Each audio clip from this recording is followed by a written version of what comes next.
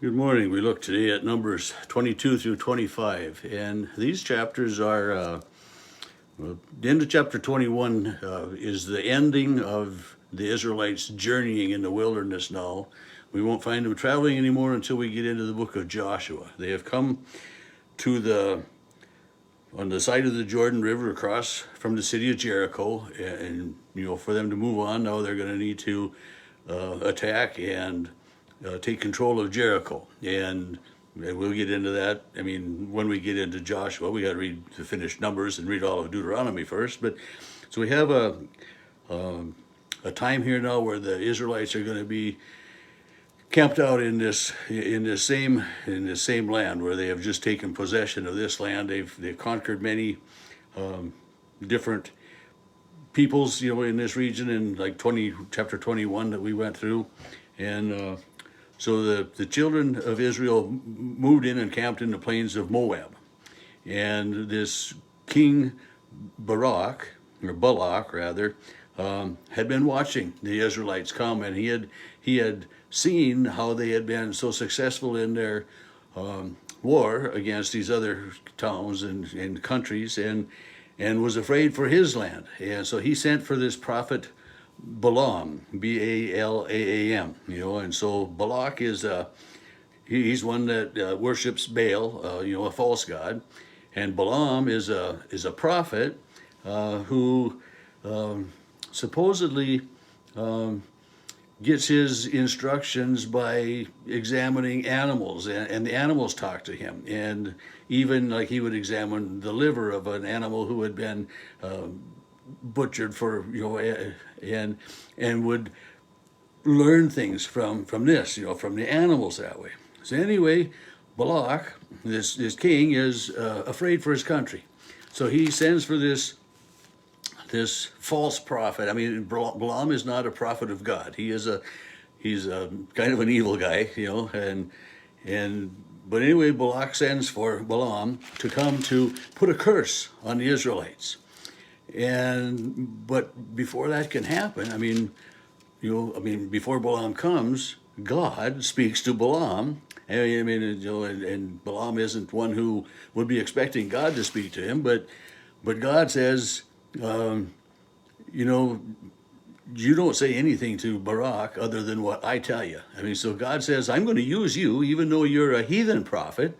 I'm going to use you as you speak to Barak. And first of all, he tells him not to go, and Balaam doesn't go, and Barak gets upset, so he sends more, and it's a back and forth that way, and it's like in verse 13 of chapter 22, Balaam rose and said to the princes of Balak, "Go back to your land, for the Lord has refused to give me permission." And he's using the Lord with the capital L. And remember back, I just said, anytime it's the capital L talks about God, or if it's all capital, it's for sure, it's talking about God. So the princes go back and tell Balak that Balaam won't come. These names are easy to confuse, but so Balak sends more princes and says, "You got to come." And Balaam says, "So even though he were to give me a house full of silver and gold, I could not go beyond the word of the Lord my God." He's calling God his God, but yet he's not a prophet of God.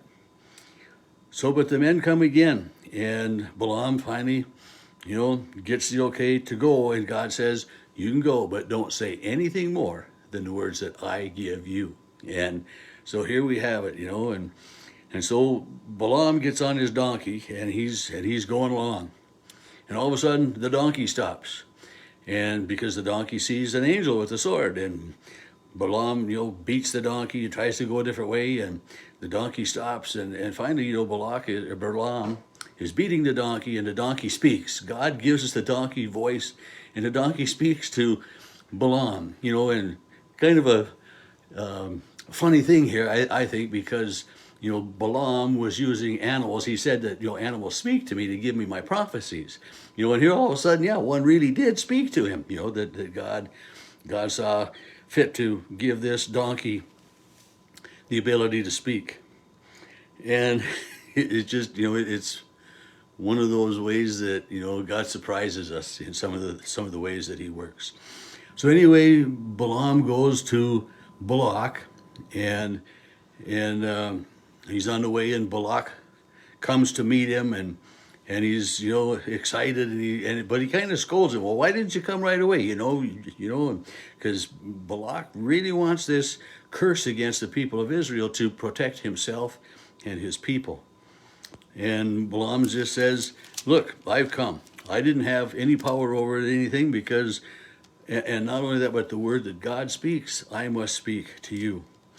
And so Balak, wanting Balaam to curse the Israelites, they go up onto one of the holy places where they would worship Baal, whatever you want to call him, which way you want to pronounce it, this false god, idol.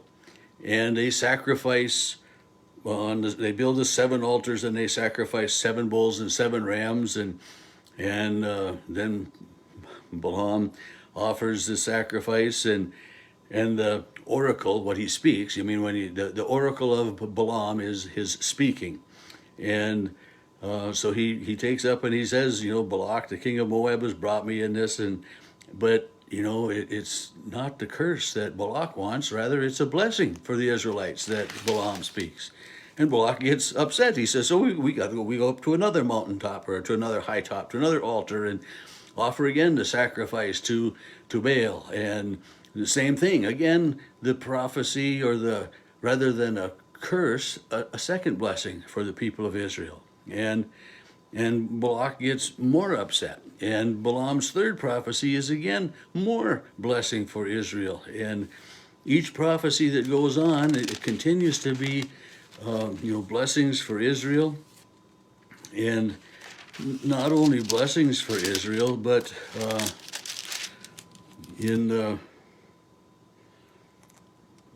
don't remember now if it was in which oracle it was, but in chapter 24, verses 15 through 19, again, in the 4th oracle, Balaam's prophecy is that he sees the Messiah. He sees Jesus. So we're seeing the first, prophecy of Jesus here in Numbers, given by this heathen prophet, who is a false prophet to begin with, and a prophet of, of an idol, but God chooses to use, and God gives us a glimpse of Jesus the Savior, way back here, in verse 19 of chapter 24. And out of Jacob one shall have dominion and destroy the remains of the city.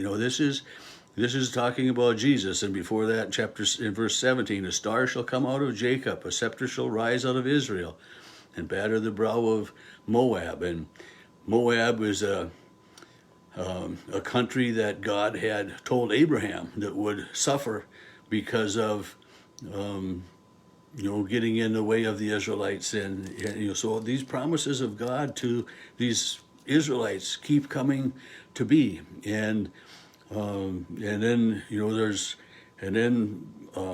Balaam looks again upon Amalek, and he says, Amalek will be among the first nations, but shall last until he perishes. So it's again, the cursing, or maybe not cursing, but showing the blessing that's going to come to the Israelites, the devastation that will come to those who stand against the Israelites.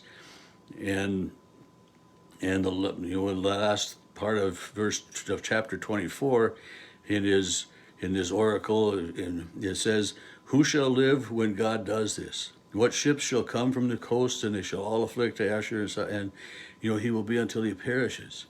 And then Balaam rises and leaves and returns to his place. He returns home, and Balak goes home. Balak did not get at all what he wanted from Balaam. He wanted the Israelites to be cursed. He wanted to know that he was going to be safe in his land, and that the Israelites wouldn't be able to come against him. And he didn't get that at all.